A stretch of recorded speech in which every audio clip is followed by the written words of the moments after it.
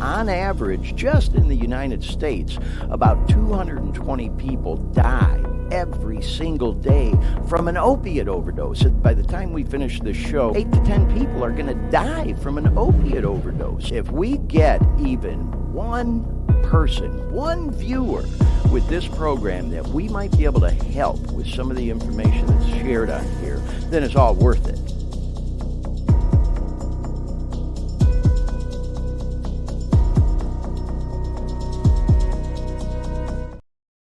Hey everyone, good afternoon, good evening, wherever you are, and welcome to the Dare Me podcast. I'm your host, Glenn Victor.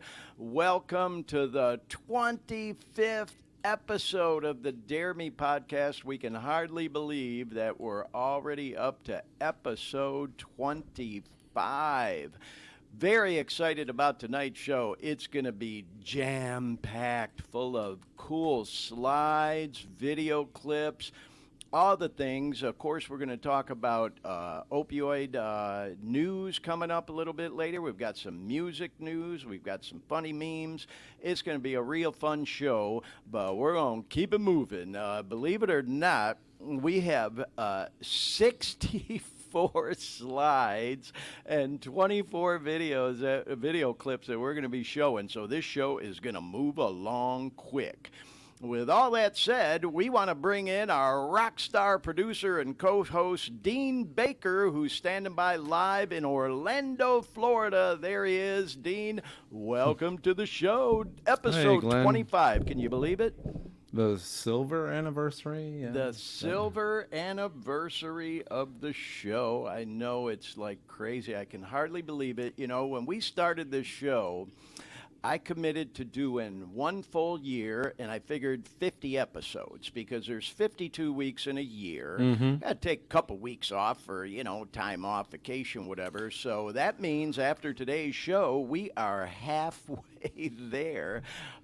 Next week, it'll be 6 months exactly that we started the program. And, of course, today is episode 25. And I was thinking earlier today, bro, after we get that 50th episode in the can, we got to take a break for a little bit. We talked about taking a break and then maybe doing shorter seasons of the show if we continue on with it. And all indications are that we will, based on all the great feedback we've got. Want to say hello to all our viewers, our listeners. You're welcome to chime in the chat room. We're going to really keep it moving along today, though, folks. And, Dean, I just want to thank you again for all your hard work on the show because, like I just said, we got a lot of slides and video clips. I worked hard on putting this program together. It came to, to mind. I was thinking to myself, boy, oh, boy, I sure have become a storyteller. And tonight, definitely going to be telling some stories. So anyway, with all that said, y'all, if you've been following along with a lot of our promos and reels for this edition of the show, and if you're a regular viewer, listener of the podcast, I spent a week in my hometown of Detroit City last week, and boy, oh boy, did I have a great time and packed a lot of things into that trip, and that's what this show is going to be all about tonight. We're going to talk about a couple other things. We got a special shout-out to an old friend in Orlando we're going to talk about near the end of the program. We got some music news we're going to talk about and things to that nature, but again, this is really going to be a big recap of my trip to Detroit last week. Before we get into all that, though, I always like to recap what the purpose of this show is, by the way, folks. And it's all about trying to help people who may be struggling with substance abuse disorder or an addiction. Specifically for me, it was opioid pain medication this last time around. I've had a long struggle with addiction my whole life. And I've spent long periods of time where I lived completely clean and sober. And then I had a couple bad relapses. And this last one, I broke my ankle skating. And I had 2 surgeries. The first one, they put 3 pins in my ankle to hold it all together. And the second surgery, they took 2 of them out. One of them's still in there permanently. And if you haven't figured out where I'm going with this yet, if you haven't heard my story before, they prescribed me with opioid pain medication. And I took it, and it worked. until it didn't anymore. And I got hooked and went on a 9-year run with opioid pain medication, and it didn't end pretty. Thank God, I'm so happy to be able to say that as of a week from tomorrow, I will have exactly 2.5 years completely clean from any opiates in this body, living drug free. And so, our hope with this program is that someone may come across it who is looking for a way out of that madness and looking to live their life clean, and that we might be an inspiration to them. Again, as I mentioned, this is episode 25. So if you're new to the show, highly encourage you to go back and look and look at and listen to some of our previous episodes. I tell my full story in detail. We have lots of great guests. We talk about all the things that our name Dare Me stands for: drugs, addiction, recovery, enlightenment, music, exercise, all those things, and how they play into trying to get clean and live clean and sober. And thanks, Dean, for putting those hashtags up at the top of the screen. So that's the Reader's Digest version of my story. Again, y'all, we got a lot to get to on this show, so I didn't want to go into too much detail about it. But again, if you're new to the program and you were looking for information online like I was when I was trying to kick dope and get clean, I was Googling things, looking for stuff on YouTube, and I came across some things that are out there. There's good stuff out there, but there's nothing like what we've been doing with this show. And so, if you're new and you found us in your search for information about how to get off of opiates, how to kick dope, hang with us. We think you'll enjoy the show. And again, our hope is that we might be able to inspire and help even one person to get off of that stuff and get on with their life. So, with all that said, y'all, I'm wearing my Detroit shirt.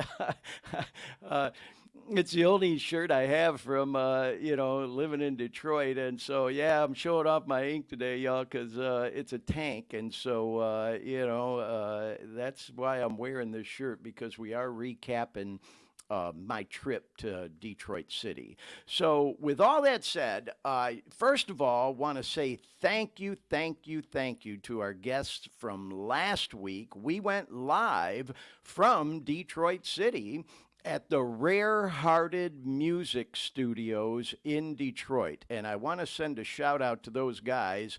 If we can bring up the photo, there we are, of them guys. That's Ramos and Kyle and Bang. And of course, we also want to send a shout out to the other guy in the group as well. God, I'm trying to remember his name. It's off the top of my head. I can't remember it. But they do have one other guy in the group.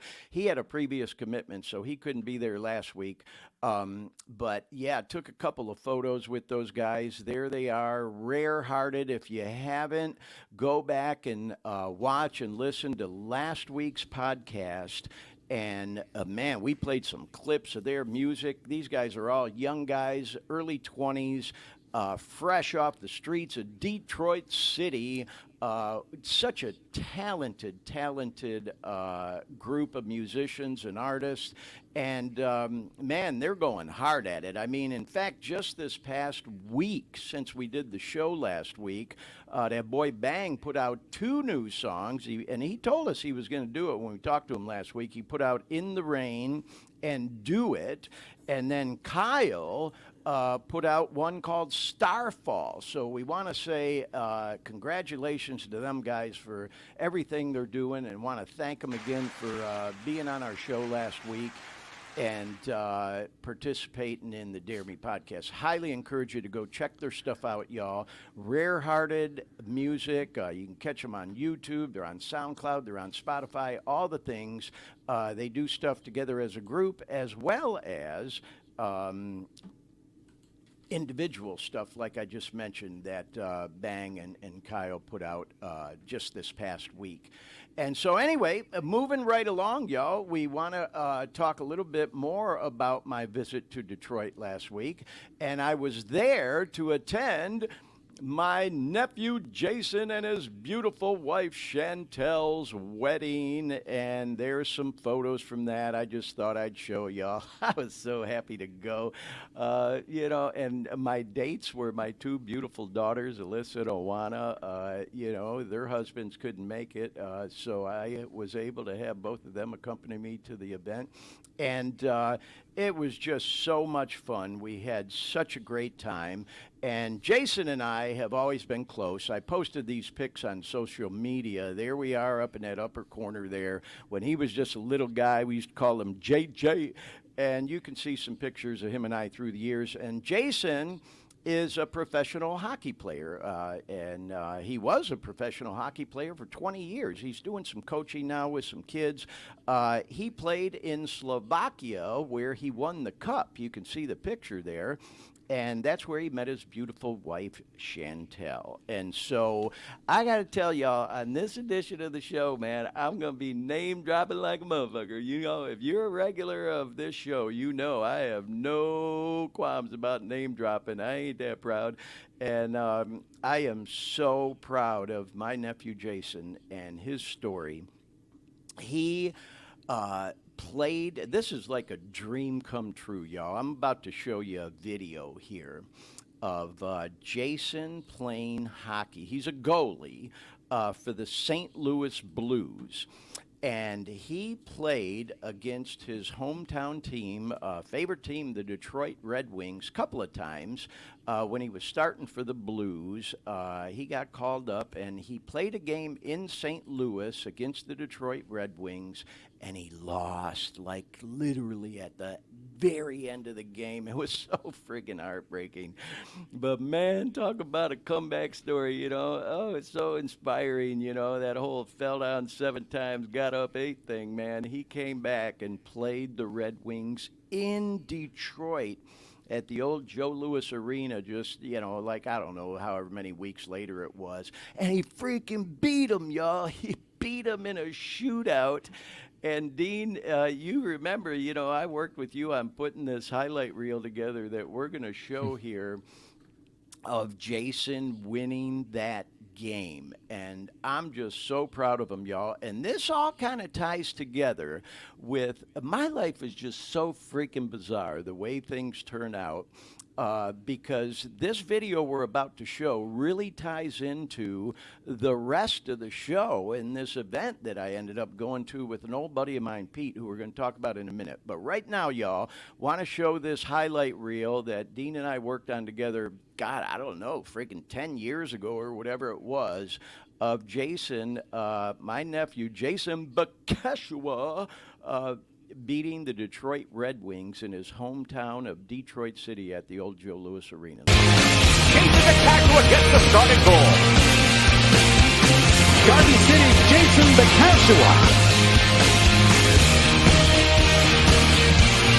Was it between Bekeshua and Doug Waite? They had to come up with a lot of tickets for friends and family here tonight. Samuelson, he's got it again. And Bekeshua stopped that as the Blues in full strength. Nice stop, Bekeshua. Victory as Lidstrom shoots. And Bekeshua who allowed 2 of those goals. Bekeshua got down on that. He's got it now. Goes back to Chelios. Firing one. Bekeshua's got that. Snyder 30 feet out. Bekeshua.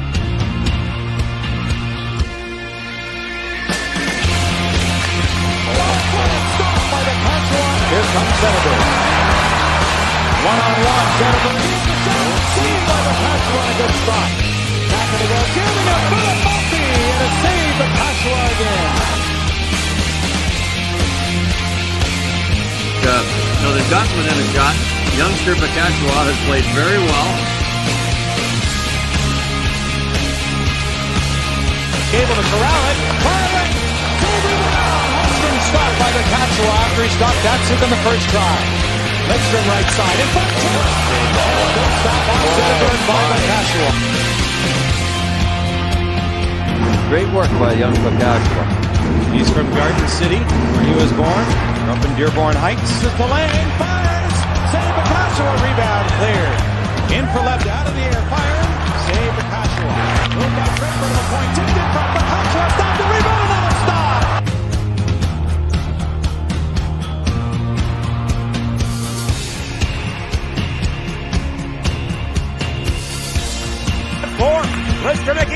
drive. Saved by the catch. The catch over here to look from this angle. Look at this thing.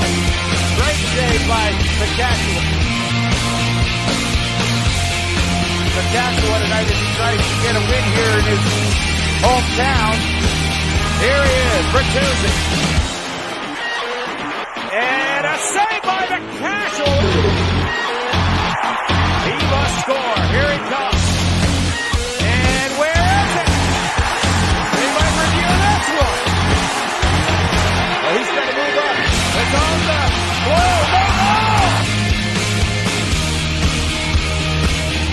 Blues win 3-2. The Cashua with the victory in his hometown. And was he good today?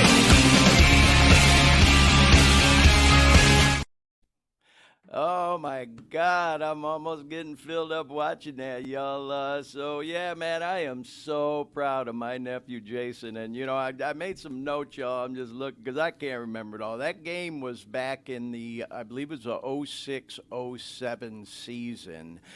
And holy cow, talk about a dream come true, not just for him, but of course for our whole family, you know, and that he won that game. It was just freaking amazing. If you're watching, kiddo, love you to death, man. You know, he always razzes me because when he was younger, I went to some of his practices and would take shots at him. His dad asked me if I'd participate. And, man, I wasn't that great of a hockey player. I played 2 seasons as a younger man, and he even joked around at his wedding that his goalie coach, who taught you that, had to undo it, you know. But anyway, man, what a great guy. Man, I just, like I say, he was drafted by the Dallas Stars back in 2001, and he bounced around the NHL a little bit, played for Colorado, played for the Washington Capitals, then even went over to Philly. Of course, as you just saw, played a couple of years in St. Louis, had 38 NHL games that he appeared in, and some preseason stuff, and then went overseas and played overseas in Germany, Slovakia, where he met the beautiful Chantel you see in the picture there. He played in Seoul, South Korea, Krakow in Poland. He played in North Italy and Hungary and Manchester in the UK. Man, what a life. I just tell you, man, I just love that kid so much. So anyway, yeah, I'm really proud, obviously, of my nephew Jason, and so happy I got to go to his wedding when I was visiting Detroit last week and be there. We had such a good time. And so this, like I said, all kind of ties into how this show came together. It's just so bizarre. If you recall last week, we had someone chime in on the show in the chat room. And there he is, an old friend of mine, Pete Falk, who actually was communicating with today. Pete and I, dating ourselves here, go back a long way. Oh, and I see John Bacashua, John's dad, and I think my sister Carol, his mom, just chimed in the chat room too. Love it. Yeah, I thought y'all might like that. I was a little surprised. But anyway, yep, there's me and Pete Falk. We go all the way back to junior freaking high school. In high school, we were best friends in junior high, buddies all through high school. I didn't remember. I asked Pete how long it had been since we seen each other, and he had to tell me it was 38 years. Holy cow. I'm 61, y'all, and so Pete's got to be the same age as I. Anyway, it's so bizarre that Pete joined our show for the very first time last week, and actually it was the week before, beg your pardon, and let me know about this event that was going on in Detroit last week. So Pete joined the show 2 weeks ago, and we communicated for the first time in 38 years, and he, could hear me talking on the show that I was going to be in Detroit the following weekend for Jason's wedding. And oh, look, Pete just chimed in the chat. Yo, I'm here with my family. Hey, shout out to Pete and his family. Thanks for watching, y'all. So anyway, when Pete told me about this event for the Jamie Daniels Foundation that was going on to benefit those with substance abuse disorder, the Jamie Daniels Foundation, I have to confess, y'all, I knew nothing about it. And, I've been living clean and sober again for 2.5 years, struggled with a horrible opiate addiction. But I live out here in California now, and I lived in Orlando before that. So, I'm just saying, I didn't know anything about the foundation. And so Pete told me about this event going on, and man, it came together. We had to go to this event together. It just seemed like it was meant to be. And in case you didn't know, Ken Daniels, who founded the Jamie Daniels Foundation, has been the play-by-play announcer for the Detroit Red Wings, who we just saw my nephew Jason beat. Had to sneak that in there. I'm wearing my Wings shirt, though. I'm still a huge Detroit Red Wings fan. Always have been, always will be. Anyway, Ken Daniels is the play-by-play announcer for the Red Wings, and unfortunately, man, parents' worst nightmare, his young son, Jamie, passed away. And there's Pete and I, by the way, at the banquet for the event we went to. And this, again, is information on the event that Pete told me about for the Jamie Daniels Foundation. And there's Ken with his beautiful son, Jamie. It's just so heartbreaking. What a good-looking kid. I should say handsome young man. And unfortunately passed away back in December of 2016 from an overdose. He got a hold of some bad pills, y'all, and they were laced with heroin and fentanyl, and he overdosed and died. Ken and his beautiful wife and his daughter have been very open about, their son and brother's story, and formed this foundation for this event that Pete and I went to. And Jamie was struggling with addiction for a little while, and his story is all documented on the Jamie Daniels Foundation website. I highly encourage you to go read it if this is something of interest to you. It's very interesting what happened with him in the treatment industry. And he was really working hard toward getting his life back on track. And then, as I mentioned, he ended up getting a hold of some bad pills and dying. And Ken ended up with his wife and daughter turning a horrible, horrible tragedy into something positive, and formed the Jamie Daniels Foundation. And so when Pete and I attended the event, of course, we got to meet Ken. And there's a couple of pictures of him and I together. Pete was, you rock, bro. Pete was being a great photographer, videographer, as you'll see as we continue on with, today's show. But there's Mr. Daniels, and they were so nice to me, y'all. Everyone there, as you're going to see, was just so nice to me and to Pete. And, God, man, what a great guy. And we met some other people there as well that we're going to talk about in a little bit. The roast was for Nicholas Lidstrom, and also for Thomas Holstrom, a couple of the Detroit Red Wing hockey players. But before we get into that, y'all, let's go ahead and play this next video of the reception that Pete and I attended, just to give you an idea of what a great event that it was. So here's a short video of the event. All right, y'all, we out here, and I just thought I'd get a little footage of this cocktail hour and meet and greet here at the Jamie Daniels Foundation Roast and Toast fundraiser for the foundation. We have met some pretty cool people. There's Thomas Holstrom, Nick Lidstrom right over there. Got some pictures. Mickey Redmond's over there. We're going to go meet with him in a second. Got to meet Ken Daniels, Jamie's dad. He's here. They got all the cool trophies out here. They got, the Conn Smythe trophy, NHL MVP trophy, best defense, best goaltender. There's Chris Draper right there. Got to meet with him. So yeah, man, we out here, and what a great cause. So yeah, we're going to talk about it on the podcast tomorrow and again next week. Right now, we're getting ready for the dinner, and then the roast and toast coming up in a little bit. Go check out the Jamie Daniels Foundation online, and holler at y'all soon. Peace. Bye. All right, y'all. So, yeah, that gave you a good, idea of what type of an event it was. And, of course, the pictures that you just saw up there was with one of the guys that was being roasted there, Thomas Holstrom.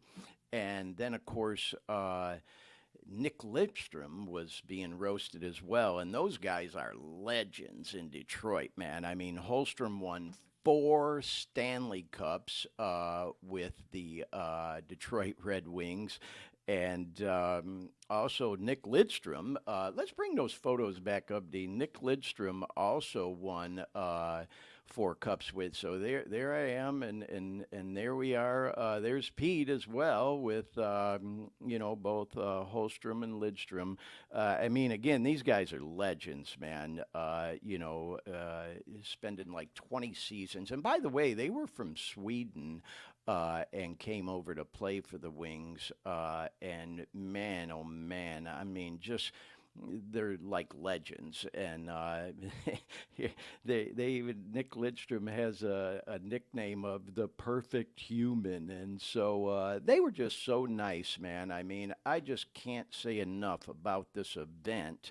And what a great time it was. There we are with Chris Draper, who also is a legend in Detroit Red Wing hockey. He's currently the assistant GM and works together with Steve Yzerman, Izzy, and him trying to bring that cup back to Detroit City. Draper played in the NHL 20 years, 17 of them with the Red Wings. And by the way, I'm so glad Pete was with me because I know all these guys, but if Pete recognized them, it would have been hard for me to recognize some of them. I'm sure I would have seen their face and go, man, he looks familiar or whatever, but Pete knew exactly who they were. Definitely a big hockey fan. So anyway, let's go ahead and we're going to look at, and wait, there's Mickey Redmond. Gotta show this one because Mickey Redmond, of course, a legend in Detroit hockey. And Pete reminded me actually at the event. I knew this, but he reminded me of it, that he was the first 50-goal scorer for the Detroit Red Wings. When I was a kid, he played, and I actually looked up, the Wikipedia on him, and that was in 72, 73. So I would have been like 10, 11 years old. And I was playing hockey then, and yeah, he scored 52 goals that season, and Pete and I both got to meet him, and what a nice man, and in great shape, for, an older guy, man. He was just so cool to us.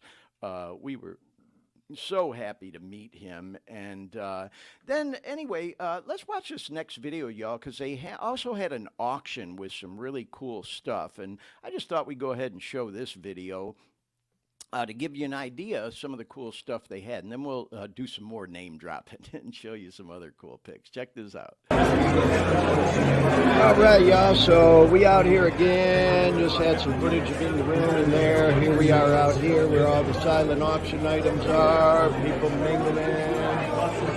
It is going on, and they got some cool stuff that we may or may not bid on. Let's see. Let's go down here a little ways. Oh, there's more stuff over here. Got a Mickey jersey. All kinds of cool stuff. Sticks, cups, hats, caps. Well, my girlfriend. I just told me this.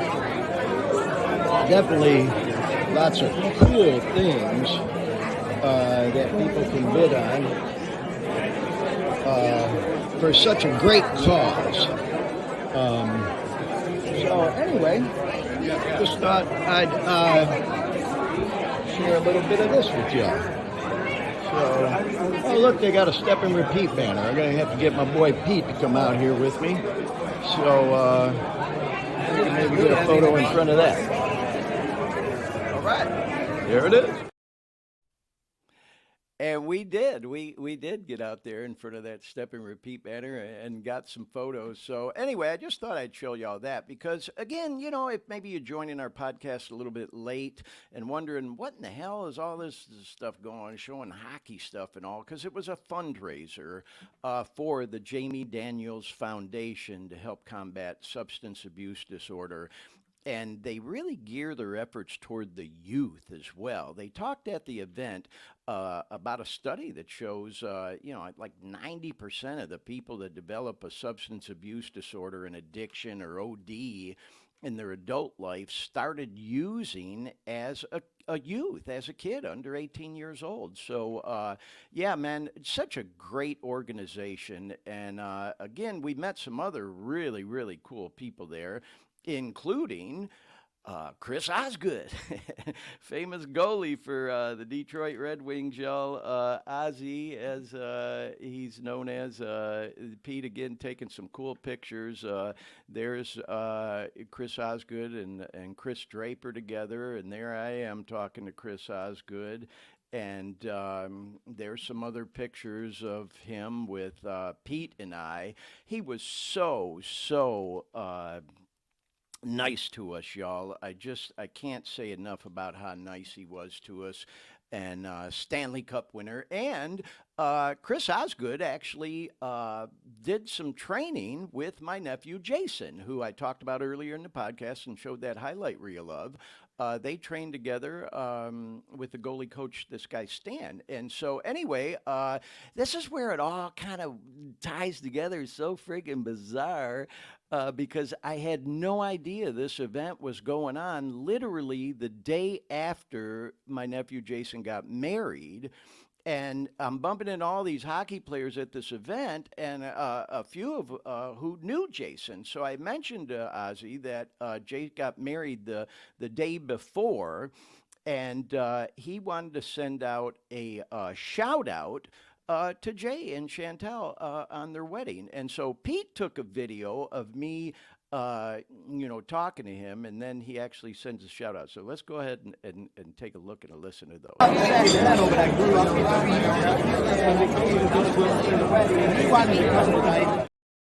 So, yeah, that was just a short clip, y'all, but just wanted to show that. And then here he is sending a shout out to Jay. Jason, congrats on the marriage. Congratulations on the wedding. Good to have you back here. Here in Northville somewhere. Hey, look me up if you want to coach them young guys at Little Caesars 12s. Hey, good to hear from you again. Let's connect sometime. All right. Hey, Ozzy!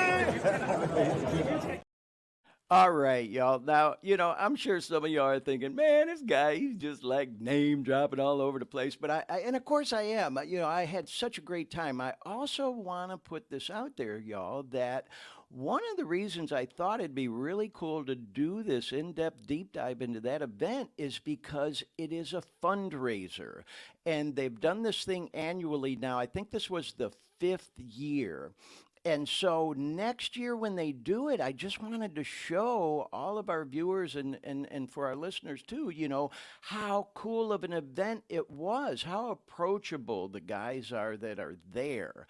And it really wasn't that expensive at all, y'all. I mean, in the big picture, I know $300 is a lot of money for some people, a few $100, but I think to myself, man, when I was using dope, if something came through, I'd drop a few grand in a New York second to stock up and not even think twice about it, And so for, me to go out and drop a few $100 to go to an event that literally helps save people's lives that are suffering from the same bullshit I was, it was like a no-brainer. And you could actually even get tickets for $125 just to go to the roast, which was hilarious and a great event.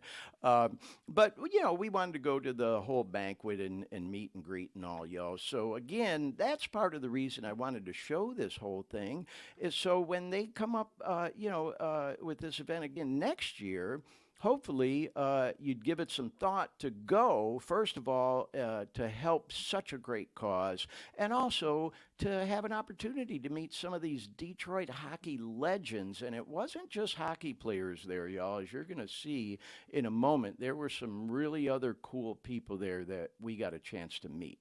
So anyway, shout out Osgood. Ozzy, it was so cool to meet you. If you see this, bro, we appreciate you being so nice to us.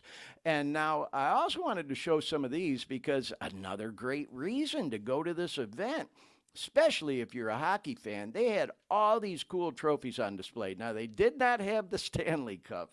That's one that would have been cool, but they had all these other cool trophies. And it was so great to go with my friend Pete because he truly is a hockey fan. And you can see that, they've got the season champ trophy there, the playoff MVP trophy, the top goaltender trophy, the Conn Smythe trophy that I'm standing next to there.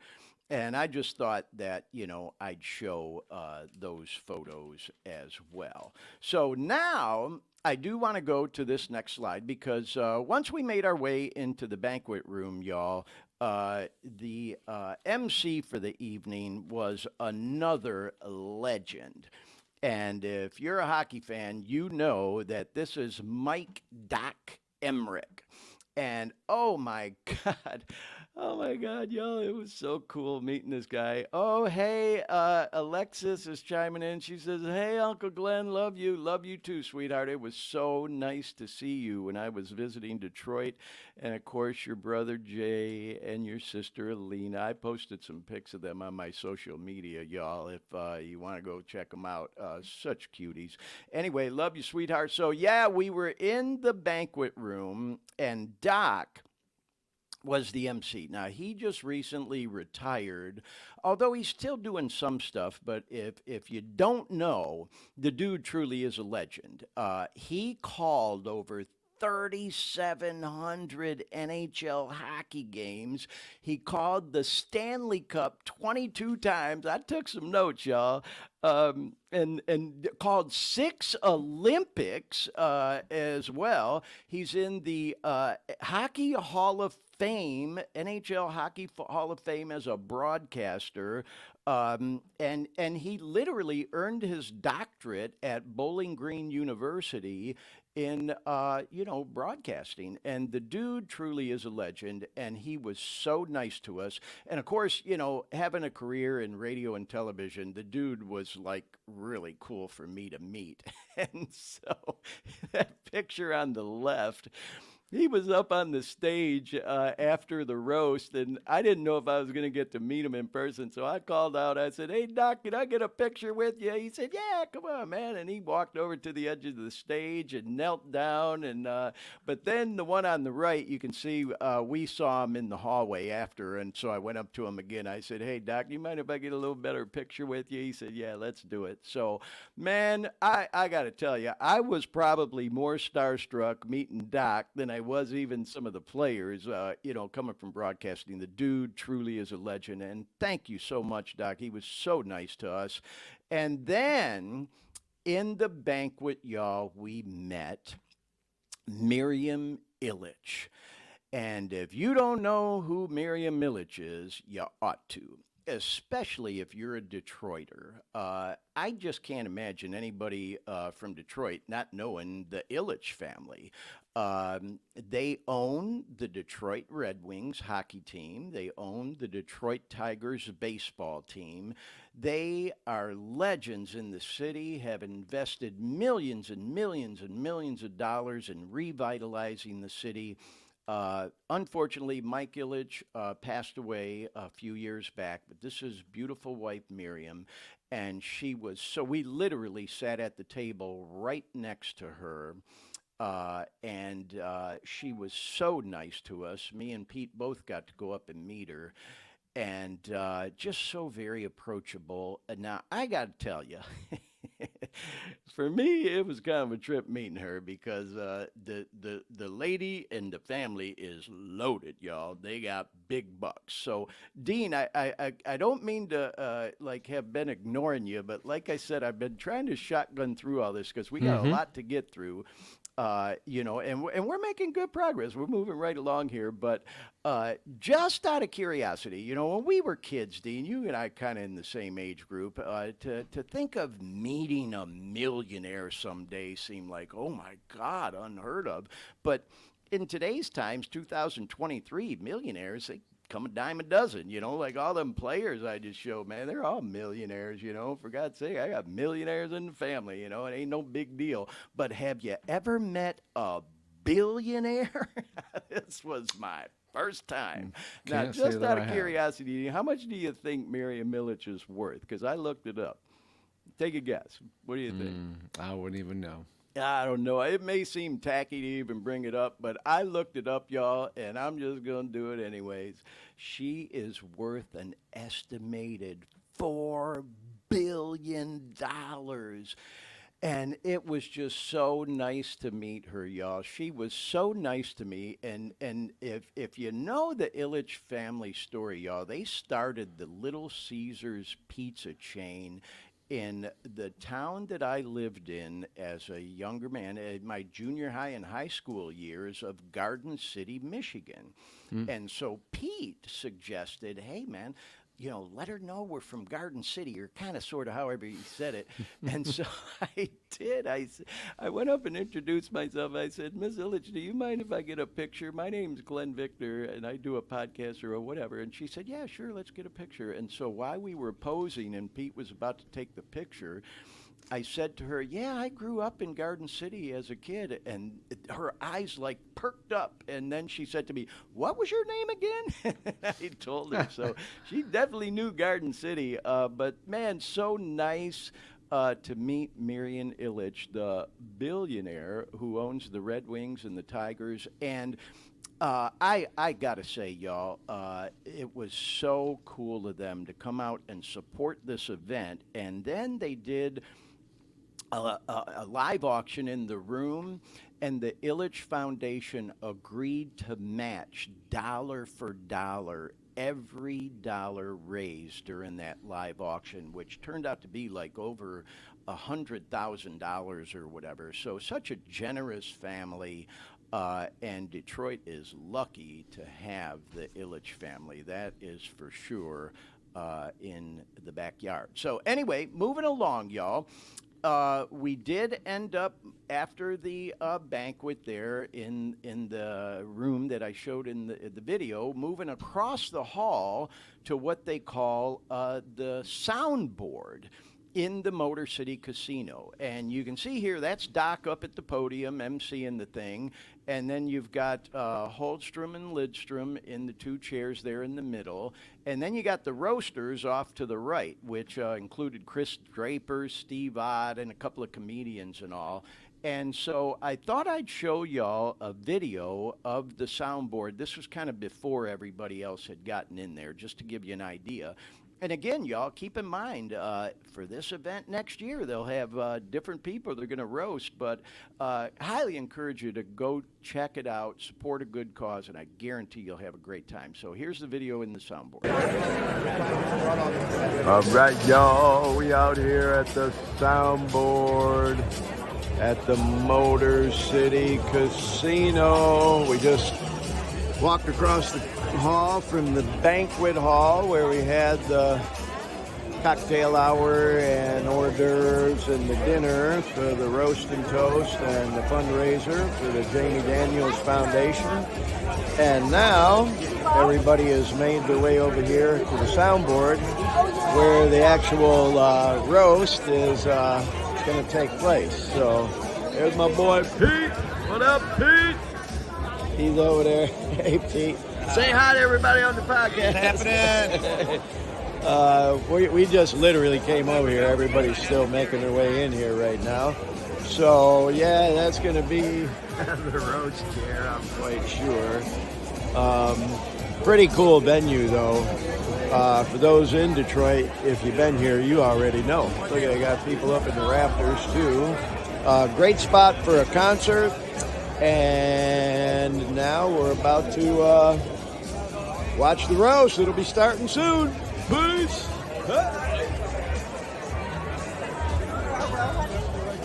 There we go. All right, y'all. So, yeah, that gives you a good idea of the room where the roast was held. Now, I got to backtrack because, as I mentioned at the top of the show, y'all, and I know Dean's already probably got this figured out, I did not know if I was going to be able to keep track of all this because we literally have 64 slides, 24 video clips, and so there were a couple that I wanted to show before we got to the whole roast and toast, y'all, and I neglected to show them. So we're going to just backtrack a little bit and show these right now. During the banquet, Mr. Daniels, Ken Daniels, did do a speech. And, you know, I didn't want to be tacky and, you know, just be recording the whole event and all. But there were a couple things that he was talking about that I just thought I wanted to get at least a clip of. So, because I was already thinking in terms of the podcast and wanting to do this. So I'm going to show two different clips. One of them's about a minute and a half, and the other one's about almost 2 minutes of Ken Daniels talking during the banquet. So let's go ahead and we'll play the first one right here.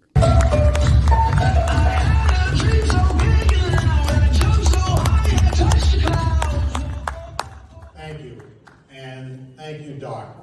Aren't the greatest announcers always known by just one moniker? In hockey, for Hewitt, it was just Foster. In baseball, it's Vin, and then there's Ernie. Yeah. As a matter of fact, Ernie Harwell was life-changing for one Mike Emmerich, because Ernie was his non-academic advisor for the thesis that Doc was writing and had never been done on play-by-play during his early years at Bowling Green University, and then he got his PhD on that with Ernie advising him in 1976, and that's why Mike Emmerich is known as Doc. Yeah.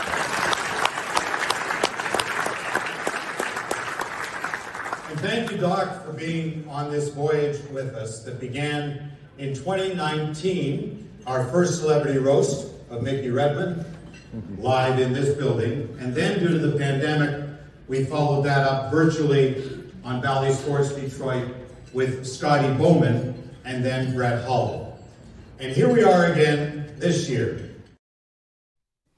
So there you go, everyone. That was kind of the intro to his speech and him, you know, giving props and shout out to Doc. And now let's hear a little bit more from Mr. Daniels about some of the great work that they do in the community. $480,000 to 9 Michigan collegiate and university recovery programs. We have a commitment for $500,000 in the Adolescent Addiction Recovery Center at Children's Hospital of Michigan in Troy, led by Dr. Matt Lacasse. That is what we are doing. That is what your being here tonight is doing, helping us, because the area of prevention, recovery, and reducing the stigma of substance use disorder, or if you like to call it addiction, whatever you want, it continues to need the funding. And that's why we're here tonight. We're here tonight to laugh with a purpose. My son loved to laugh. Jamie's laugh was infectious. Jamie told me at one point, Dad, when I was getting antsy in the summertime, he said, "You're not getting any better at golf," which is why we do a roast and not a golf event. He said, "You're not getting any better at golf, you need a summer job." Well, unfortunately, on December 7th of 2016, Jamie gave me one. But through our loss and our pain, you discover yourself, and you discover our inner voice. And our families, our blended family, we've done that. And with your help, we're doing that tonight. Enjoy the night. Thank you for being here from all of us. Thank you.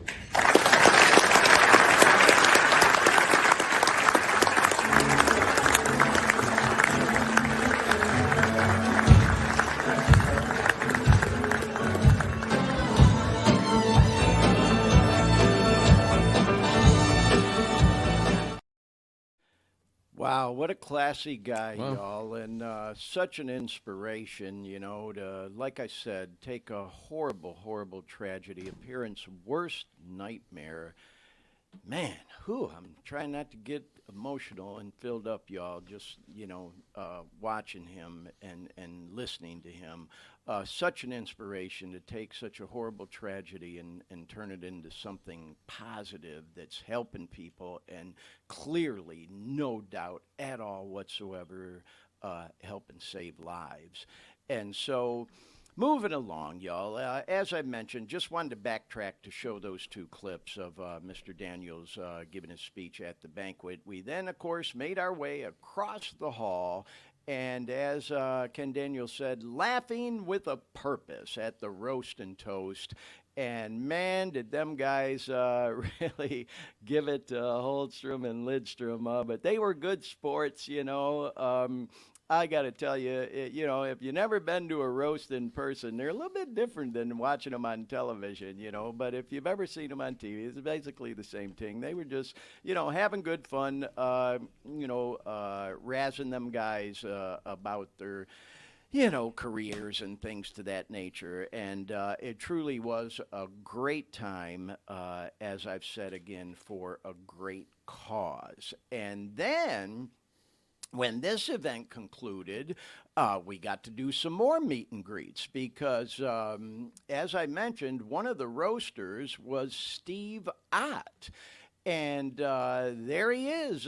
His nickname, of course, is Otter. And Steve Ott was drafted in the NHL just a year before my nephew Jason. And they actually had some playing time together in Utah for an NHL team, the Utah Grizzlies. And Ott is a legend. I mean, he really is. He's actually assistant coach for the St. Louis Blues right now. And so after the roast, I didn't see him at the reception, but I did see him after the roast, went up to him, and he was so nice. And, I talked to him, and, of course, I let him know that Jay was my nephew. And he wanted to send a shout-out to Jason for his wedding as well. So let me go ahead and find Pete once again was being a fantastic photographer and videographer, and he took a video of me filming Steve, sending a shout out to Jay, and then I'll also show the video of his shout out. So let's give these two a look and a listen. Hey, Kat, congratulations on your wedding. Pleasure to play hockey with you there in Utah back in the day. You've been always a great man, first class. Again, congratulations. All right, so that was a quick clip, but let's go ahead and now listen to Steve Ott sending a shout out to Jason Bakeshua. Hey, Cash, congratulations on your wedding. It was a pleasure to play hockey with you there in Utah back in the day. You've been always a great man, first class. And again, congratulations. All right, you rock, bro. It's Steve Ott. Do I look starstruck? I mean, by that time, y'all, I was just so starstruck. I had met so many legends, and they were all just so nice to me and Pete and so approachable. So, again, y'all, I wanted to show this, in part just hopefully as an incentive for any of our viewers and listeners to attend this event next year. As we heard Mr. Daniels say, I believe this was the fifth one. They had done it 4 times previous. I think I got that right. So in any case, for a great cause, and there's that boy Otter. And so just to recap, y'all, we're going to kind of move on from this event. It was for the Jamie Daniels Foundation, and you can see there I screenshotted some stuff from their webpage. And as it says, one life lost is one life too many. And so there was all the details about the event. And to my friend Pete, again, I can't thank you enough, Pete, for telling me about this event. It was just so bizarre to me how it all came together. It was almost like it was meant to be that this event took place the very next day after my nephew Jason's wedding. And while I was in Detroit, here I'm doing this podcast all about trying to help people with an opioid addiction or any kind of substance abuse disorder. And on the exact same weekend I'm up there, this event was going on right after Jay's wedding to Chantel and all, and the whole hockey tie-in, and just, I don't know, man, life's crazy, So anyway, shout out one more time to the Jamie Daniels Foundation. Highly encourage y'all again to go to the website, just Google it, Jamie Daniels Foundation, see how they're doing all this great work in the community, and how you might even be able to participate, get involved, volunteer, donate, whatever the case may be. Do all the things. So once again, what a great organization. Shout out once again to all the folks at the Jamie Daniels Foundation. So moving along, y'all, we got some video clips. This is just fun stuff, y'all. Born and raised in Detroit City. I'm out in Sacramento, California now. I want to be near my daughter, and I love it out here. And I lived in Central Florida, Orlando, for 30 years. But the first 30 years of my life, I lived in Detroit City.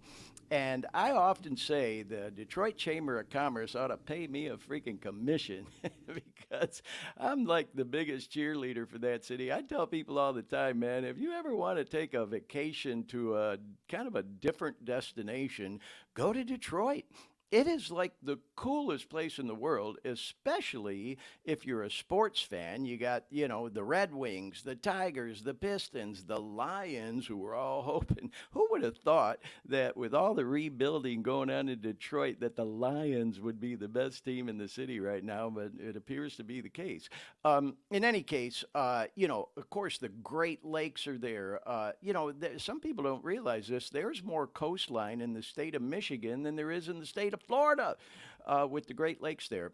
I moved away simply because I can't stand cold weather, but I have all kinds of family there, 4 sisters, a brother. They all got kids. Some of them got kids. I go back and visit 2-3 times a year, all these years since I moved away. I love Detroit. Who knows, Oler might end up back there one day, but I'd like to maybe be a snowbird. I've always loved the summers in Detroit. It's nice up there, kind of like from May through the end of September, but the rest of the year, the weather can be pretty chilly. And of course, in January, February, and March, it's brutal with the cold and all. But with all that said, y'all, I am a big cheerleader of Detroit, and I just thought it'd be fun to show you some footage of the cool spots in Detroit. And again, shout out to that boy Pete, man. After the Jamie Daniels Foundation event, Pete was so kind to drive around downtown and help me get a lot of video footage to show on the podcast, just to give you all a feel and a taste for the city of Detroit. So we're going to show a bunch of clips right in a row here, trying to find the first one. Okay, this is outside the Motor City Casino where the Jamie Daniels Foundation event took place. So let's go ahead and give that one a look and a listen, and we'll go on from there. All right, y'all, we are in downtown Detroit City, and that is the Motor City Casino where we just attended the Jamie Daniels Foundation roast and toast for Red Wing legends Nick Lidstrom and Thomas Holstrom. We met all the legendary hockey players and celebs, and man, it was just such a great time. So anyway, and there's downtown, part of downtown Detroit off there in the distance there. We're getting ready to go down to Greektown, have a bite and do some catching up, and I'll get some more footage down there, but just thought I'd show this, kind of cool. And yeah, we're just kind of here in the area right now, but wanted to show this, y'all. There you go. Peace. All right, so there you go, y'all, and we're going to get to that in just a little bit. So let's go to our next video. This is near Comerica Park, where the Red Wings are. All right, y'all, we are in downtown Detroit City. There's Comerica Park. That is where the Detroit Tigers baseball team plays. And I'm just getting a little bit of footage here, y'all. This is like, you can't get much more in the center of the sports and Arts District. That's the legendary Fox Theater. Oh my God, I've seen more shows there than I can even tell you. There is the legendary Fillmore, the Detroit Fillmore. I'll be going to the San Francisco Fillmore real soon to see that girl Mallrat from Australia. There's the headquarters, the world headquarters of Little Caesars. Of course, the Ilitch family owns the Detroit Tigers and the Detroit Red Wings. And speaking of the Detroit Red Wings, they play right down there at the Little Caesars Arena.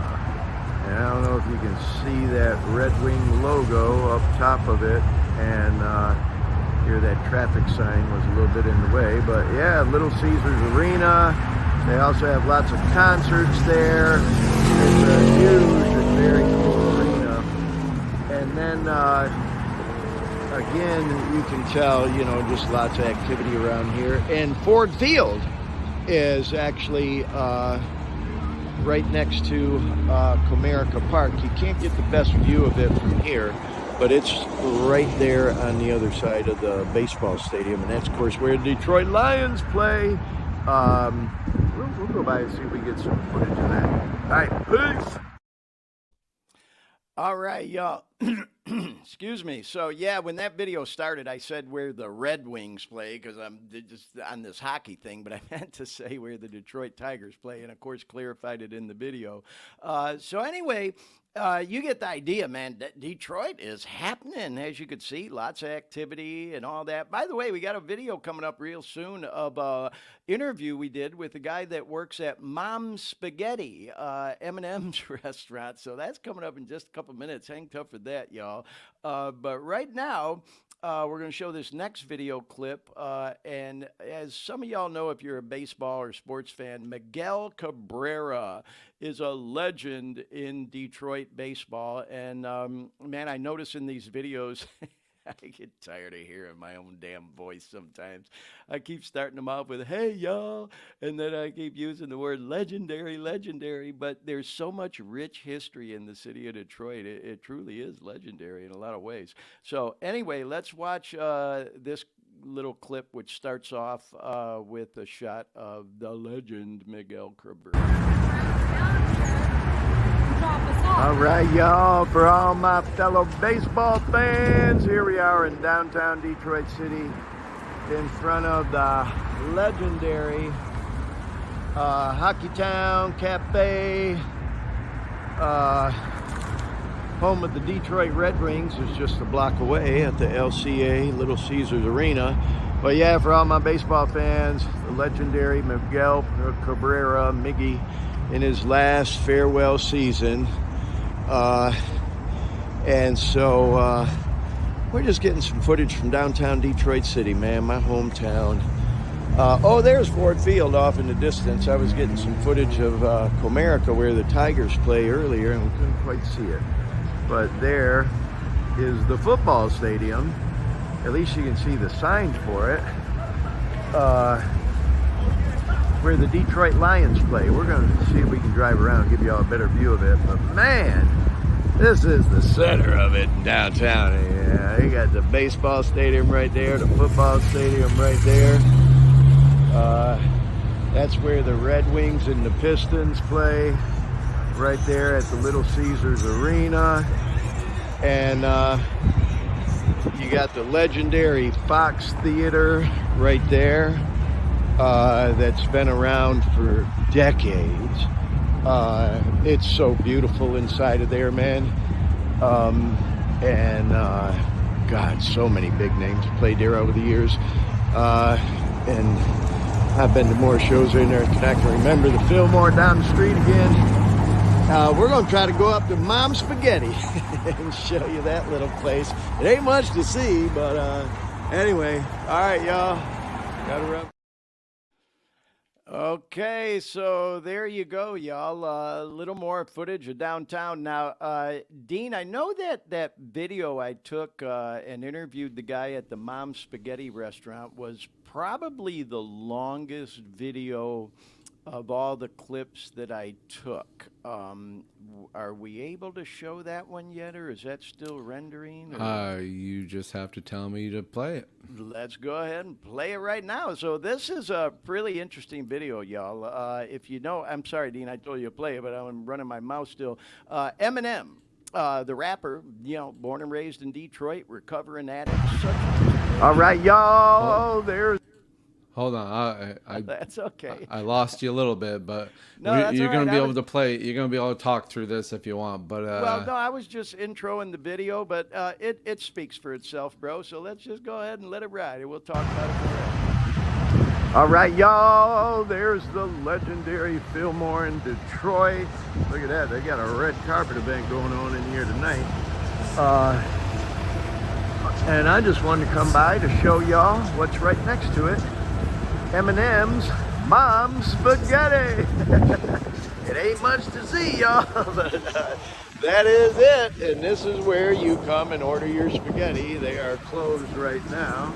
But, hey, bro.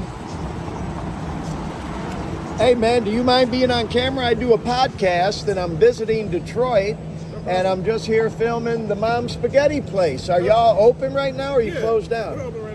Oh, okay. Well, I ain't here to order nothing, but yeah, man. So you guys are a big tourist attraction now. Get real busy here during the day? It depends on, it's event based. Right. Now, does M come by once in a while? I know he was here for the grand opening, but does he ever pop in? He comes out. He comes by from time to time. All depends who's in town. Right. What's going on. Right. His kids come a lot sometimes too. Yeah. His one daughter who got married, she had her thing upstairs. Oh yeah. Her reception. Yeah. Haley. No, not Haley. The other one, his. That's right. Haley ain't married. Yeah. Haley's married, but Kim's sister's daughter that died. The one he caught the daughter. Right. The one that got married. Her. Yeah. What's your name, bro? I'm Will. Will, I'm Glenn, man. It's so nice to meet you, bro. Came, a couple weeks back. Oh yeah, Snoop Dogg was in town. I saw he posted a picture out here. Last time Eminem was here, it was with LL Cool J. When LL Cool J was playing at the LCA, right? Yeah. The day before. Yeah. Oh wow, very cool. He just popped in, kind of unannounced, he just showed around, Yeah. It's just whoever is close friends with him in the industry, if they're coming to town to do something, he's gonna come through and make sure to show them his little. His little spot. And you know what's so cool about it? I'm gonna wrap up, bro. Is it's not expensive, but I've had it. It's pretty good spaghetti, actually. It's pretty good. Hey, Will, thanks again, bro. You rock, man. It's just like I said, it's just event based, and it all depends what's going on. Tigers, we get Tigers people, we get people from the Fillmore, we get people from the Fox. This is awesome. A lot of people from out of town come in. Yeah, great spot. And then you can actually go around and eat inside upstairs in that little area. We actually have everything that you see is for sale, even the chips and stuff. You There's rock. a trailer upstairs too, if you're missing the trailer. Yeah. Thanks, bro. I appreciate you, man. You're cool as hell. Thanks again. All right, y'all. So there you go. It's Mom's Spaghetti. Sorry if I felt rushed. I didn't want to hold them people up. They're ordering some Mom's Spaghetti.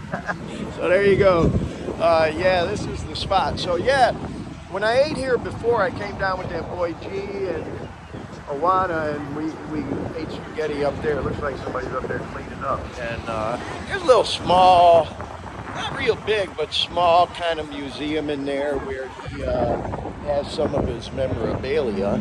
And so you can see it's right there on the ground floor of the Little Caesars World Headquarters.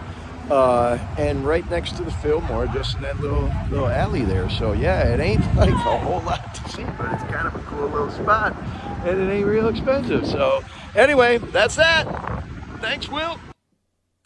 All right, shout out Will from Mom's Spaghetti. He was so cool to us, and he would have kept talking. I was kind of feeling bad. We had a couple of people waiting in line there that wanted to order some Mom's Spaghetti, and I did have the spaghetti last summer. I went there, as I mentioned in the video, with my son G and my daughter-in-law Wana, and it's like $10. for a pretty decent size, I think almost like a quart-sized container of spaghetti, and I think for like a couple bucks more, you can throw a meatball or two in there, and it gives you some bread. So it's pretty good. Obviously, not a really big place, not real fancy schmancy. We were there late at night. I was surprised they were still open. I didn't think they were still open when I went up to the window, but clearly they were. During the day, it does get crowded. Again, a lot of tourists in town will go there and they'll have a long line and stuff. But we got there at the right time, obviously. So I just thought if you're, a viewer of our show, you'd get a kick out of seeing that. Mom's Spaghetti, Eminem's restaurant right in Detroit City. And as I said, Marshall Mathers, Eminem, bro, if you ever see this, we'd love to have you on the show, man. Talk about living clean. Dude, born and raised in Detroit. Of course, everyone knows Eminem, man. Such a famous artist and so inspirational to so many people, living his life clean. And, he's been so open about his struggles with addiction and how he's living clean now. So, I just thought it'd be really cool to show that. And certainly, of course, thought of the tie-in to our show. So anyway, y'all, moving on. We got a couple more videos downtown. We're going to go into this one.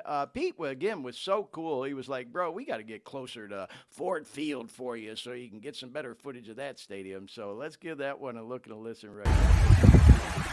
All right, y'all. Once again, we're in downtown Detroit City. That's Ford Field right back there. That's where the Detroit Lions play football. And then you can see that's the inside of Tiger Stadium, or Comerica Park, as they call it, where the Tigers play. So you can see you got the baseball and the football team right next to each other. And my boy Pete says we're going to drive right down there. So you'll get a better view of Ford Field, where the Lions, who we're all hoping make the playoffs and even more this year, go. We'll see.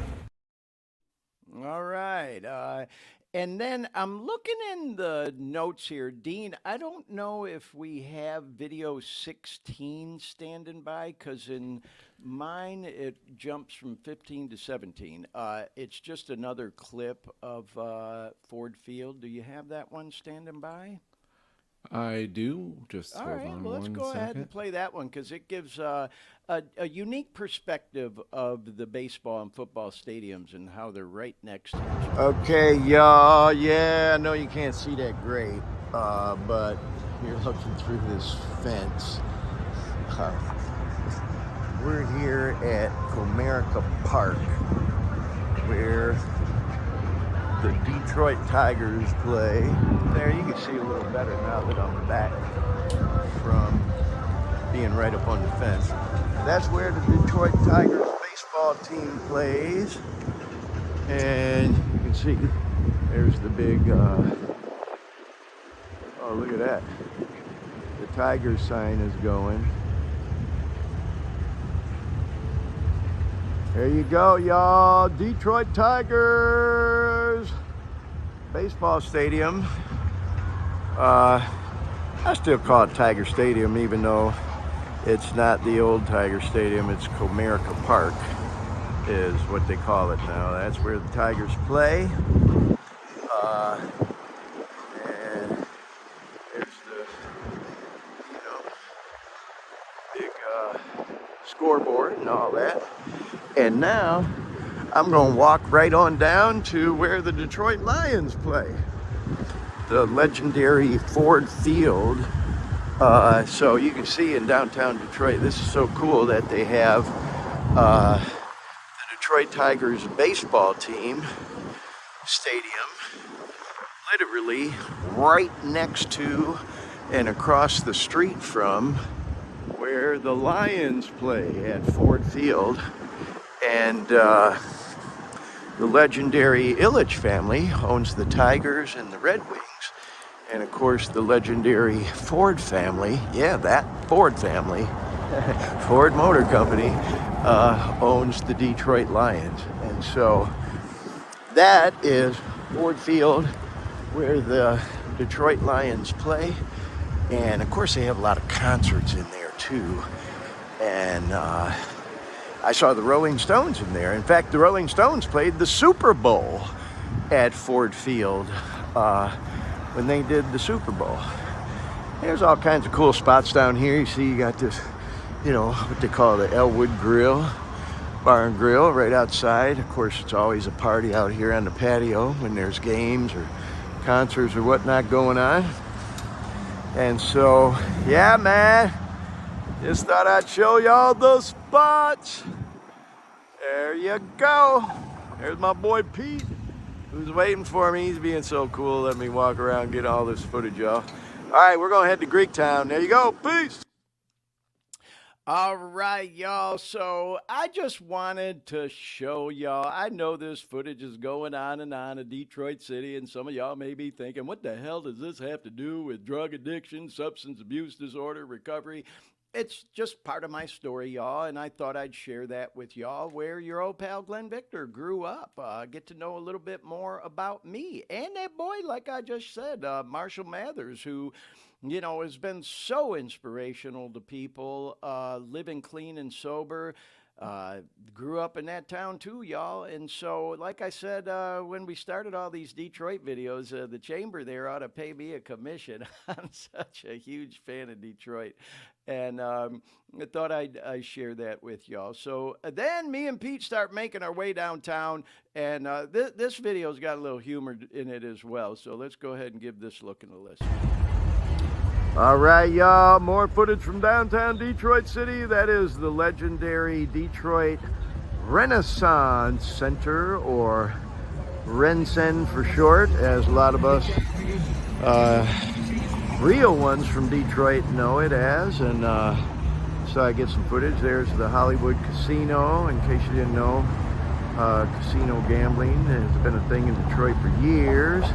And for all my dope fiend friends who got in trouble, I'm sorry, y'all, couldn't resist. Standing outside of the 36th District Court building here in downtown Detroit. And of course, there's Ford Field over there. We showed some footage of that, and Comerica Park, where the Tigers play, right down the street. And again, we're getting ready to head over to Greektown. There's Detroit Music Hall, where tons of great and legendary acts have played. Looks like they got a little something going on over there tonight. People waiting in line. Yeah, man, we're right here at the corner of Madison and, well, and they call it Aretha Franklin Way as well. I forget what fucking, oh, and Brush Street. Yeah, we're on the corner of Brush and Madison, which is also been historically named Aretha Franklin Way. So yeah, there you go. Peace. Sister Aretha Franklin Way. Yeah, so anyway, I thought that was kind of cool to show y'all. So yeah, me and Pete then made our way down to Detroit's famous Greektown. Check it out. Okay, y'all, now we are definitely in Greektown, Detroit City. And we are headed to Pegasus to get something to eat. That's the Greektown Casino down there. A lot of cool stuff going on up and down here. This is the legendary Greektown in Detroit City, and it is happening on a Saturday night. It's changed a lot over the years, but definitely still a cool spot, and not just a destination for locals, but a cool tourist destination for people to come visit. So yeah, we're headed into Pegasus, which is a legendary Greek restaurant in Detroit. And there it is. We're getting ready to go in the front door right now. A lot of local celebs eat here. Sports teams, when they're in town, will come here and all that stuff. So there you go. All right, so yeah, you can tell Greektown is happening. That's probably about a mile or so from the sports and arts district that we were showing, where all the stadiums were and all. And then inside of Pegasus, got a little footage here too.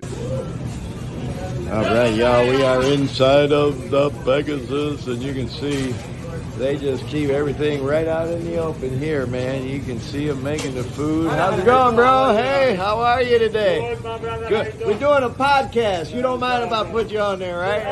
There you go. y'all. Yes, sir. Detroit City, Pegasus. This place, oh my God, the memories in here. I love this spot. Yeah. All right, y'all. Check it out. Oopa. Yeah, Upa. And, as I mentioned, the memories in that spot, y'all.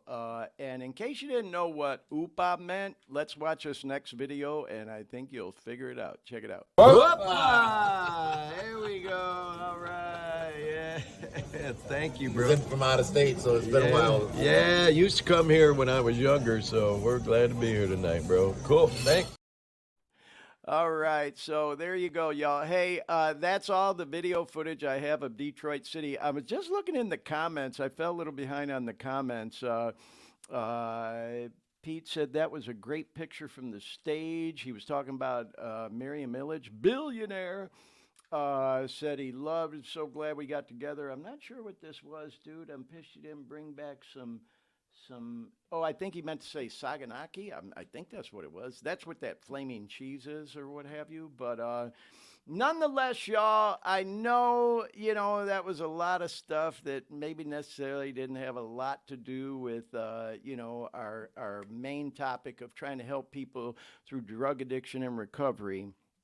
Showing all that footage around downtown Detroit. Of course, the Jamie Daniels Foundation speaks for itself. As I've said on this show before, though, we try to be entertaining for everyone and provide good content. And for anybody who may be going through struggles with addiction, maybe you're trying to kick dope and get off of that shit. When you're going through it, man, I get it. It's like climbing the walls, You're going through all the withdrawal symptoms, the cold sweats, the restless leg. You can't sleep. You can't eat. You're laying in bed just trying to kill time scrolling on your phone.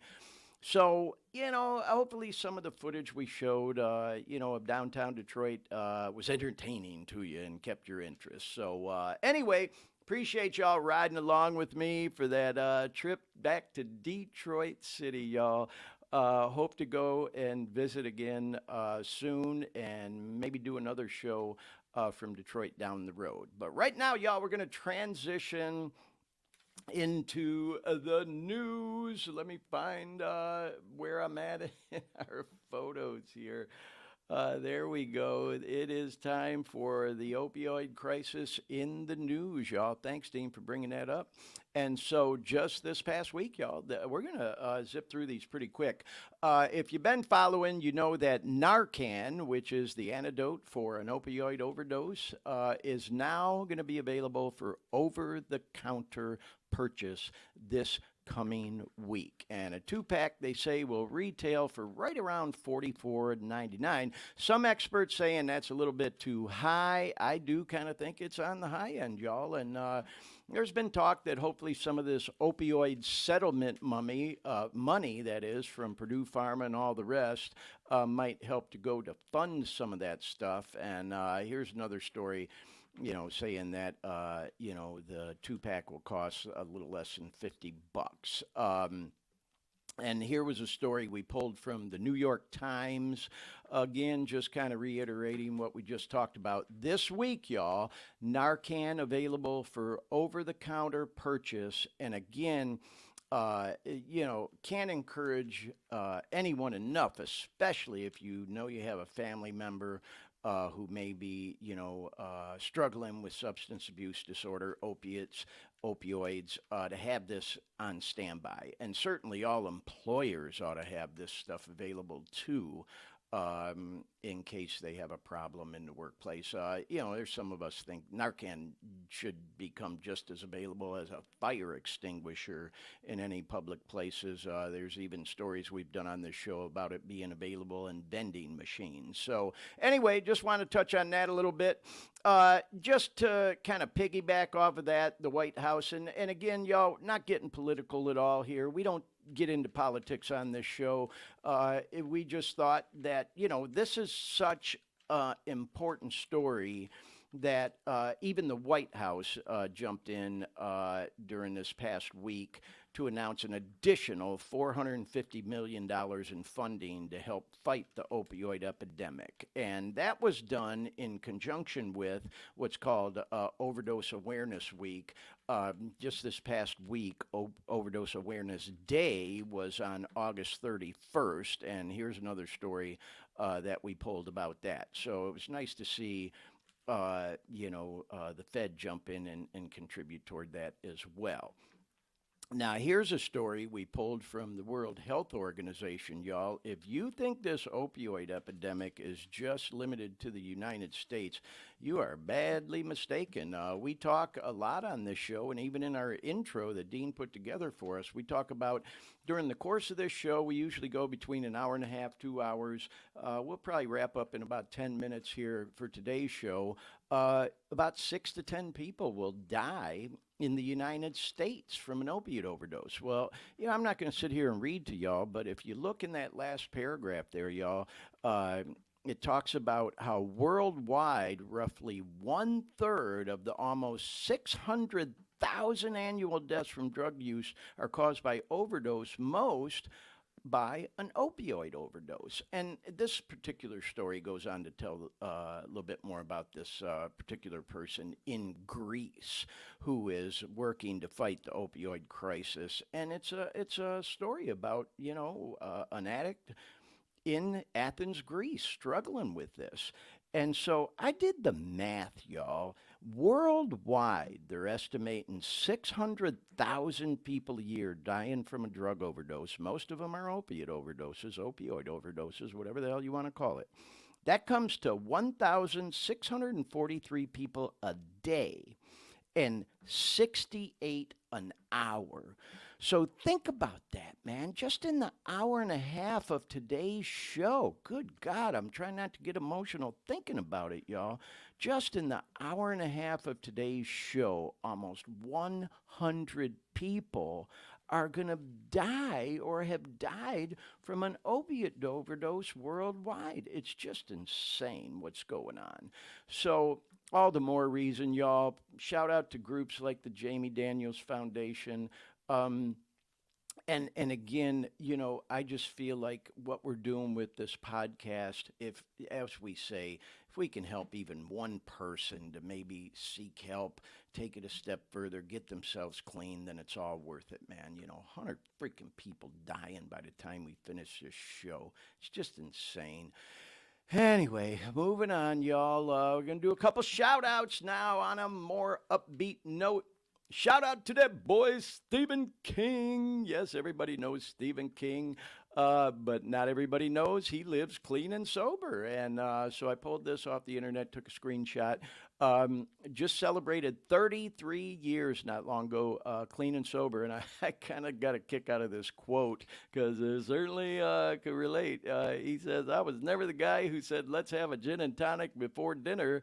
I'd have to have like 12 gin and tonics and then have to say, fuck dinner and have 12 more. And so, it ain't for everybody, but for some folks like myself, man, it's like once you put that shit in your body, there's just no telling where it'll end and if it'll ever stop. And so, Stephen King, shout out to you on 33 years, y'all. Okay, so I mentioned this earlier in the show. We want to do a shout out to our old friend from Orlando, Florida. There he is, Mr. Jim Payne, news anchor for WESH television in Orlando. Here, let's go back to that one for a second because I want to talk about this for just a second. Jim is an old friend, and Dean, you remember we worked with Jim for many years. He was a guest presenter at that awards banquet that I was kind of the go-to guy on organizing for, God, what did I do that thing for like 25 years? And Jim was a guest presenter for about 10 of those years for us for the Jefferson Award. And you can see there's a picture of him and I together. It was always kind of weird because we did, videos of the awards banquet, and I'd go around and interview all the people. And it was just kind of weird, me interviewing the news anchor and reporter instead of them interviewing me for a change like they did in my PR role. But I showed this picture on the podcast before, Dean. You may remember. If you look closely at my face, I remember this day specifically. I was half dope sick and half high as a kite. Look at Jim's eyes and look at my eyes. I remember that day I had run out of what we call the good pills. I didn't have any of, the oxys or the perks or the Vikes or whatever. But I managed to get my hands on some morphine pills, which is a whole other story, dangerous as hell. But they don't give you that euphoric feeling. They do help take away the dope sickness if you don't have any opiates in your system. And so I really had to power through that event, force a smile on my face. And, when you're putting that shit in your body, man, it definitely affects your appearance. And, you can tell just by looking at my eyes. Something ain't right. I often wonder, man, did people not pick up on that? I mean, look at my eyes now. You're on the podcast, and look at them in that picture, man. But any case, y'all, getting a little off topic, shout out to Jim Payne after, I believe he said, a 47-year career in broadcasting, and he signed off on Friday. And, just a quick story, y'all. When I was kicking dope, and I was, driving back to Orlando after spending 4 months up in Michigan getting clean. On my way back, I stayed in Tennessee for a night, and I got up the next day, and I don't know why, but for some reason I thought about Jim. And I think it had to do with this story.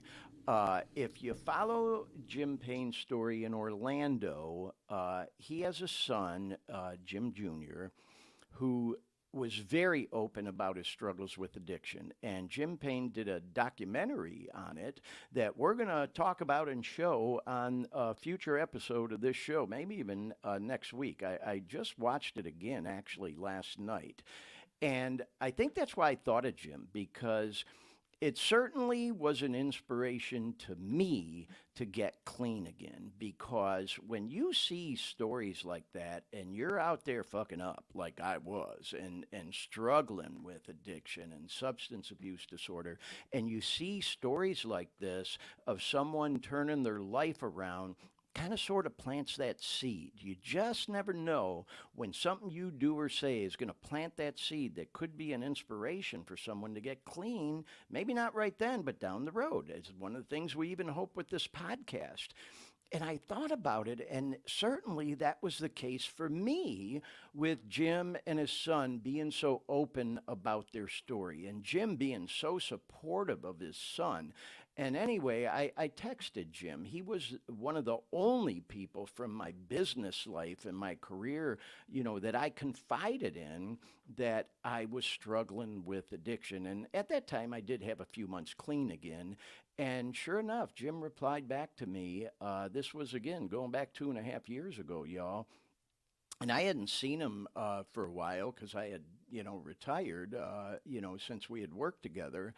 And he got back to me with, words of encouragement and all. And so anyway, I texted Jim again on Friday, not long before he did his last newscast, just congratulating him on a long career and whatnot. And sure enough, man, after the show, he replied to me and wished me well in my adventures of living clean and sober. And actually, he's moving out to be near his son. He's shared this openly on the news, so I'm not breaking his confidence or anything. But he's moving out to Las Vegas, where his son lives now, to be close, to him. And man, he texted me, hey, if you're ever in Vegas, so, you never know. Me and Jim might meet up again. Maybe we'll have him on the show someday. That'd be wonderful, But shout out to Jim Payne. As I posted on my social media, man, one of the real ones, and even had a couple people chime in on that post saying, yeah, Jim's one of the last real true journalists that really gets it, and nothing against, other news reporters and all, not trying to be negative toward anyone else. What I will say is Jim truly was a real one, and I worked with a lot of them in my career, both in Detroit and Orlando.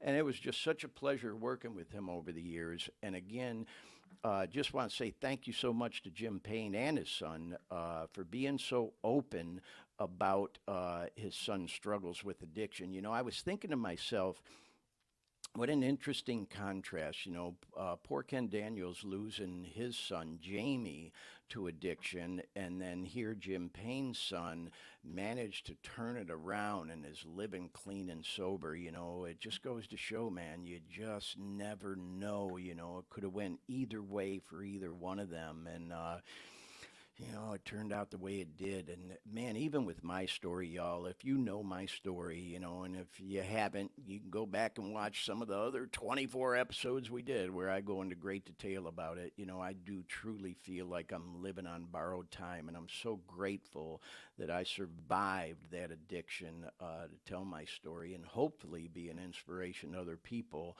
the way Jim and his son are. So anyway, shout out again to Jim Payne. Congratulations on your retirement. Hope to cross paths with you again not too far down the road. So moving on, y'all, to music news. Of course, some sad news. The legend Jimmy Buffett passed away a couple of days ago, and man, who doesn't know Jimmy Buffett? You know, Margaritaville, 5 o'clock somewhere, all that stuff. And man, do I have memories from spending time down in the Keys and Key West. I even posted something about it, man, doing the Duval crawl, you know, during my, you know, drinking days and all that. And man, it just goes to show, you know, enjoy the moments. Jimmy Buffett, all the money in the world, but doesn't mean a thing if you don't have your health. And he was struggling with some health issues and passed away a couple days ago at 76 years old. But thank God we have his music that'll live on forever. Yeah, it seems like he died of skin cancer. I know he had some. Yeah, they just CBS News released it like just today. Okay, So, is that what it yeah. was? I didn't know what it was, but I knew he had a health challenge. And man, I mean, being from the Keys and all, I guess, you know, kind of makes sense and all. God, it scares the hell out of me. People have been telling me to stay out of the sun since I was a kid. And this ain't going to happen, y'all. Hope that doesn't creep up on me one day. But anyway, R.I.P. to Jimmy Buffett. And then on another more positive note when it comes to music, how about them boys from the Rolling Stones? Mick, Keith, and Ronnie are putting out a new album, and they've been teasing the shit out of it for the last week or so. And one thing I love about the Stones, man, you know, they always come up with these unique marketing ideas when they're rolling out new music. And they ran this small ad in this little paper over in the UK. And you can see the name of the album is Hackney Diamonds. And they had this little ad that said, our friendly team promises satisfaction when you say, gimme shelter, we'll fix your shattered windows. And man, the cool artwork there, too. Isn't that cool as hell? So anyway, then, if you remember, man, back in the day, the Stones literally drove down the streets of New York City on a flatbed truck playing music, you know, when they rolled out an album. And so this time around, they've done some really cool videos, and I've got just a few of them. They're not very long at all, but let's go ahead and play them. This is the new Stones album coming out in just 3 days, Hackney Diamonds, y'all.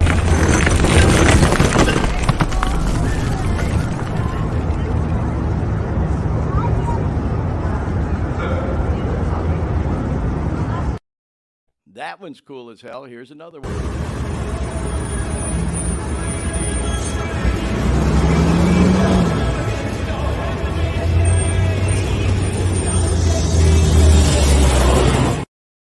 Now that video, you know, if you listen real closely, it's so cool what they did. You can hear almost this echo from down in the subway of the first single off the album called Don't Get Angry With Me. And you can just hear it subtly in the background. So anyway, there's a couple more. Check this one out here, y'all.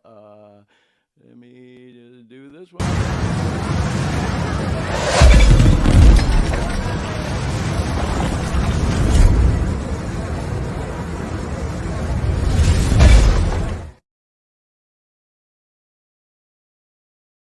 And then we got one more. Check this out. And you can actually hear Don't Get Angry With Me just slightly in the background of this one, too.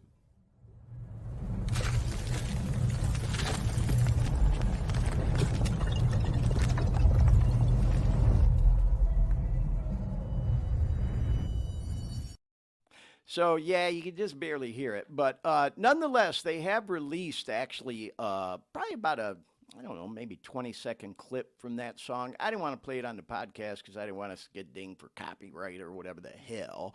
But they're putting stuff out there all the time. If you follow Mick, Keith, Ronnie, the Stones, whatever on social media, you'll see all the things. But I couldn't resist talking about it because they are, in fact, my favorite music artists, the Rolling Stones. I've seen them like 10 times and all over the country in St. Louis, Detroit, Orlando, Tampa, all the things. And I definitely will go see them again. Shout out to my sister T, my Stones buddy, if they come again on tour, which Keith is indicating they will if their health holds out. Hope we can go see him again. Now we're going to transition into some funny memes, y'all, and then we're going to wrap this show up and bring it full circle. I thought this was the perfect one. Just trying to have a sense of humor about sex, drugs, and rock and roll. Mick Jagger is fucking 80.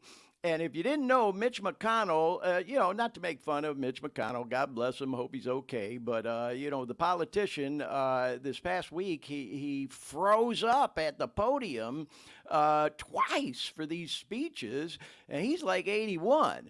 And so I thought this was a great meme. The benefits of a life of sex, drugs, rock and roll should not be ignored, because look at Mick looking cool as hell at 80 years old, man. If that's 80, I say bring that shit on. If I can look as cool as he does and be as spry and active as Mick Jagger at 80, fucking bring it on, man, anytime. So anyway, I thought that one was kind of cool and certainly tied into what we just did about the Stones' new album coming out in just a few days. Then I thought we'd show this funny meme, warning unattended children will be given an energy drink and taught to swear.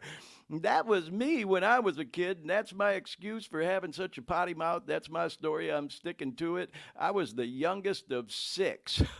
I didn't get attended to very often, and I started drinking coffee at a real young age and heard my share of swearing. I'll tell you that without going into too much detail about that. So I thought that was a perfect transition into this next funny meme. I started a swear jar yesterday, and you can see all those jugs of change for all the swear words. But hey, y'all, we do try to keep it real on this podcast. We try not to get, too nasty, but we try to keep it at the level of people who may be struggling with an addiction. I don't ordinarily hold any punches when it comes to the things that are discussed. And so, yeah, we drop some F-bombs here and there and some curse words here and there, but, we try to keep it tactful at least. So, we talked about maybe starting a swear jar a while back, and that kind of fell to the wayside. So maybe we will. Maybe we'll start a swear jar and make donations and send it to one of these groups like maybe the Jamie Daniels Foundation. You get the idea. But anyhow, moving along, y'all. Just wanted to let everyone know I'm growing through a lot right now, and I thought this was perfect because, oh man, did we go through a lot on this show today. We just burned through it. We just shotgunned through 64 slides and 24 videos, y'all, and so I thought this was kind of funny, going through a lot right now, the parking lot, and then finally, because we are done, boom! Mic drop, y'all. We did it. We did it. Dean, thank you so much, man. I'm going to look at the timer. Okay, well, I was hoping to wrap it up in an hour and a half. We went about 20 minutes long, but hey, it was a great show. Thank you so much, Dean. Again, you're a rock star behind the scenes, bro. I know I overloaded you with a shit ton of stuff today, but our 25th episode of the Dare Me podcast is now in the can, y'all. We're going to post the recorded version, and then all 25 of them will be there forever and ever and ever out there on all the platforms. My personal favorite is the Dare Me podcast YouTube channel. I'm a little behind on getting all of them posted. You can see every episode on that page. Just click the live button. They're all there. But I try to clean them up and take the counter off the beginning and put them in the videos tab. And we're almost completely up to date with that, y'all. So anyhow, with all that said, going to work on wrapping it up now. Want to thank y'all for riding with us for 25 episodes of the Dare Me podcast. We're halfway through our goal to getting one full year of these in the can. 6 months more to go. Dean, I just got to ask, man, does it seem like 25 episodes to you? All in one night tonight? Yeah. No, I'm just messing with you. yeah. No, it's moved right along. I it's kind of like a whiplash. I just kind of like, whoa, that just went by. Yeah, I know, my God, and all the great guests we've had. Shout out to all the guests. Thank you so much, y'all, for participating in and supporting this podcast and show. We got some other really cool and great guests that we're planning to have on and hoping to have on in the coming months, y'all. So with all that said, if you are a person struggling with substance abuse disorder, an addiction of any kind, we hope that we could be and have been some kind of inspiration to you. We want to, again, thank everyone for supporting this program for the past 6 months and the past 25 episodes now. As we often say on this show, if you're struggling with addiction, if you're going through hell, just keep fucking going. If I can get through it, you can get through it too. And with all that said, Dean, thank you again for everything you do to keep this show going, bro. Can't thank you enough. And everyone, I hope you have a safe week. Thank you again for your support of the program, and we'll see you next time on the Dare Me podcast. Good night, everyone.